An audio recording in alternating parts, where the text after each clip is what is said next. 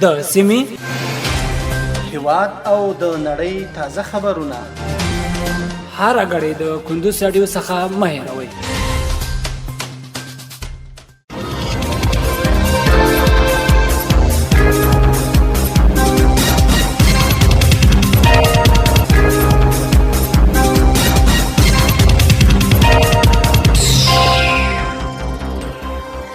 السلام علیکم. د کندوز رادیو درنو اوریدونکو ستړي مشئ. پام واړم د کندوز رادیو څخه د دې ساعت تازه او مهمو وروستۍ خبرونو ته. نن پنجشنبه د جوزایا د غبرګولي د میاشتې 18 د 2023 میلادي کال د جون د میاشتې 6 نیټې سره سمون لري. روانه خبري غړې د تازه سیر احمد سایل وړاندې کوم، خو په سر کې هم د سو مهمو خبرونو سره ټکی.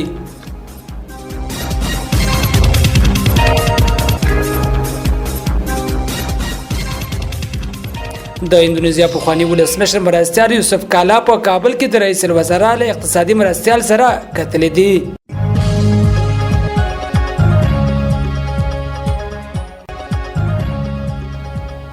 د خوست کرنې اوبو لګولو مالداري ریاست مسؤلان وایي چې دغه ولایت کې د تیر کال 1602 پرتله سکال د غنمو په حاصلاتو کې 10% زیاتوالی اټکل شوی دی.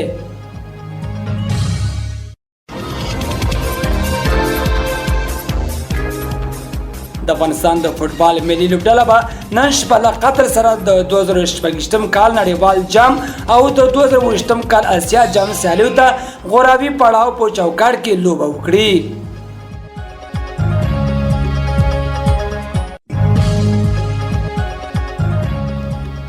او د امریکا اساسو جرګې د اسرائیل په لومړي وزیر د جنگي جنایتونو د تور پر سر پر نړیوال جنایي محکمې د بندیزونو طرحه تصویب کړه.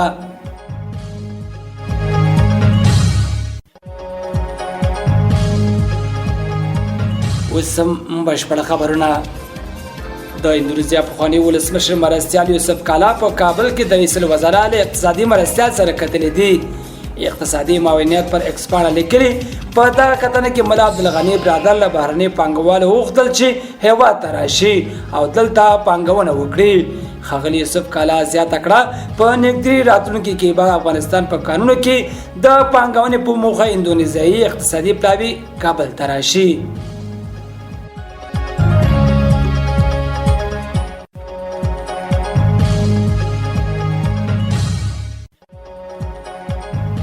د خوست کرنې اوبو لګولو مالداري ریاست مسؤلان وایي چې دغه ولایت کې د تیر کال 1602 پرتله سکال د غنمو په حاصلاتو کې 10% زیاتوالی اټکل شوی دی.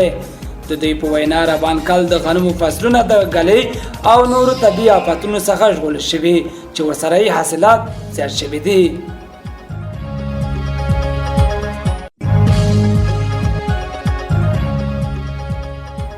د افغانستان د فوټبال ملي لوبډله به نن شپه له قطر سره 2026 کال نړیوال جام او د 2028 کال اسیا جام سیالیو ته د غوراوي پړاو په چوکاټ کې لوبه وکړي. دا لوبه د سعودي عربستان په احسا ښار کې د کابل پر وخت د شپې 8:30 دقیقې ترسره شي. د افغانستان د فوټبال ملي لوبډله داسې مهال له قطر سره مخ کېږي چې په دې سیالیو کې په خپل وروستي 4 لوبو کې د قطر، کویت او هند لوبډلو سره 2 ماتې، 1 مساوي او 1 بریا خپله کړې ده.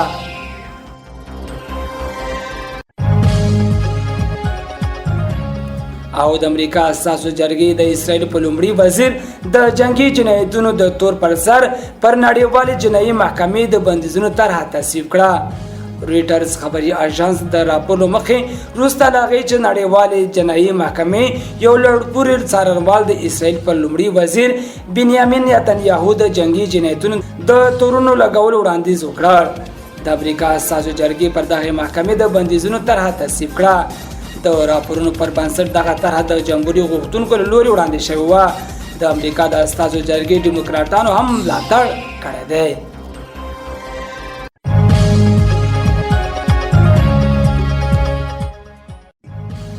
درنو اوریدونکو په خبري غړۍ کې راټول شي مطالب هم تمرول تر بلې خبري غړۍ لوی عمل شه.